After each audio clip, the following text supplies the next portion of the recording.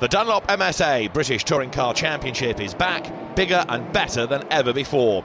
This year's series has attracted a full capacity 32-car lineup, with all 32 entries contesting what were 3 fast and furious opening rounds in the spring sunshine on the tight Brands Hatch Indy circuit. Significant changes over the winter months saw former champion Andrew Jordan swap his 888 Racing prepared MG for one of the Motorbase Performance Rapid Ford Focuses, and the championship-winning Hondas reappear in a new orange livery in deference to the return of backing from high street retailer Halfords. Most eyes, though, were on the quartet of brand new Subaru Levorg GTs, prepared by the ambitious Team BMR squad. All 4 cars had barely turned a wheel before arriving at Brands, however, and thus would be treating the opening weekend very much as a public test session.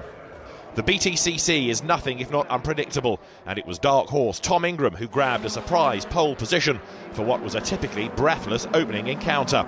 His Toyota lining up ahead of the 2 brightly coloured Hondas of defending champion Gordon Shedden and the evergreen Matt Neal. Sam Tordoff's BMW was 4th ahead of impressive rookie Ash Sutton in the first of the MGs.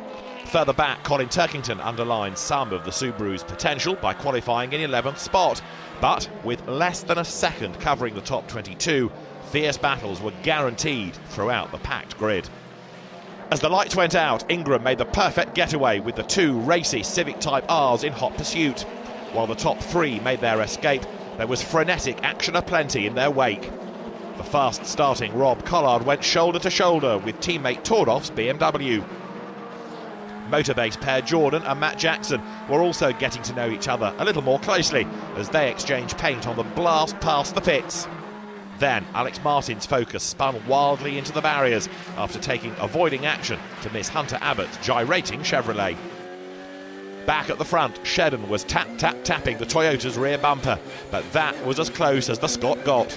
Ingram wasn't to be denied a hugely popular maiden BTCC victory, crossing the line to rapturous applause. The 2 Honda drivers had to settle for the lower steps on the podium, ahead of MG's 2 young guns, the impressive Sutton just getting the best of stablemate Josh Cook. Collard completed the top 6, recovering from his earlier skirmish with Tordoff. With the Race 2 grid now determined from Race 1's finishing order, Ingram was back on pole for the day's second showdown, this time though with 75 kilos of success ballast aboard his victorious Toyota. No doubt spurred on by his debut win, Ingram made another great getaway, while Collard blitzed from 6th to 2nd before the jostling pack reached Paddock Hill Bend. Collard was trying to go one better, attacking Ingram for the lead. The dueling duo touched and then made contact at Druids, sending the BMW into a spin. Ingram's race was also over as he slowed with damaged suspension.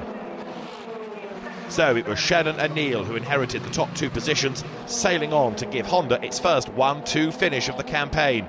But 3rd place was still very much up for grabs. Aaron Smith had already hauled his Volkswagen CC from 4th to 7th and was determined to reach the rostrum, making his move on Cook's MG just before half distance. Jordan and Jackson were also on the move, the pair of flying Focuses squeezing past Sutton to claim 4th and 5th places by the checkered flag. Just outside the top 10, Jason Plato added some more history to his unrivaled tally of 94 race wins by scoring the first ever points for Subaru. It's a combination that will only get stronger as the season progresses. Adding to the entertainment, Race 3 was to produce a 3rd different winner. With the top 9 reversed on the grid, Tordoff found himself on pole, lining up alongside Adam Morgan's yellow Mercedes, with Jack Goff in another of the BMWs in 3rd spot. While the start was clean up front, behind the 2 new Motorbase teammates were once again getting too close for comfort. Jordan somehow recovered from his wild slide, but Jackson wasn't quite lucky enough, being forced to pit with a resultant puncture. Running the soft Dunlop Sportmax tyre, Morgan was crawling all over the back of the leading BMW and wasted no time darting past Tordoff at the start of lap 2. Behind them, Neal and Shedden squeezed past Smith's Volkswagen, but Shedden's ballast-laden Honda soon started to fade before a puncture ended the reigning champion's day in the Paddock Hill gravel trap. The final few laps saw increasing tension as the 2 BMWs of Tordoff and Goff hauled themselves onto the rear bumper of Morgan's Mercedes, but there was no looking back for the Wicks Racing man, who hung on to take his 3rd BTCC race win.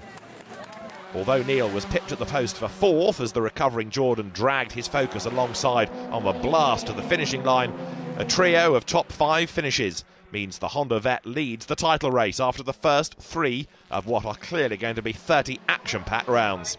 As the sun set, Louise Goodman caught up with Matt Neal.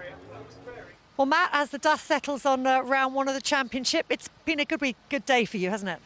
A cracking day for Hondas, yeah. So, and welcoming Halford's back. It's Flash had a bit of a bum one in the last for the puncher, but all in all, a great day and be top of the table. I didn't expect that at the beginning of the weekend. So, looking forward to Donington, your home event. Yeah, it means we got it's local for me. It's like Brands was a special weekend for Tom Ingram. You know, winning his first round, it's always the special one. Donington holds that for me, and obviously I had the pleasure of removing 250 grand from Alan Gower's pocket that weekend, so it's exceptionally special. But yeah, it's going to be tough because it's so close at the moment, and carrying the big weight into qualifying, it's going to be yeah, an adventure. Who do you think we should be looking out for when we get to Donington Park? I hope not the Subarus. I hope they don't get their head round, but they seem to be doing a really good job so far and getting on the pace with them. But obviously Flash is going to be there, the Fords are going to be there, you know, the Mercs, the BMWs are up in the game. You know, if you're Ladbrokes, you're not going to want to put odds on this one, are you? So all to play for then, which always makes a great spectacle for people coming along to watch the races, doesn't it? You know me, I've had a great weekend at Brands, but I think, you know, you've got to be on your mettle just to get in the top 10 at Donington. It's that close. And from a spectator's perspective, it is a great circuit to view at, isn't it? Yeah. If you're on the back looking at the infield, you can see so much all down Craner curves, all the way up through Starkey's into McLean's, my favourite place for overtaking. Now, obviously, the teams have all come here for the first round. Some not having had much time to work on their cars. How much work can you do in terms of setup changes, testing prior to the next round? You know, we act like a silky ship, but we've got everybody's got a lot of problems and a lot of room for improvement, and we've got our own. We've got a lot of work to do before Donington, so we're not stopping, we're not resting on our laurels. We're going to be working hard and to try and come out harder and faster at the next one. See you there. Thanks.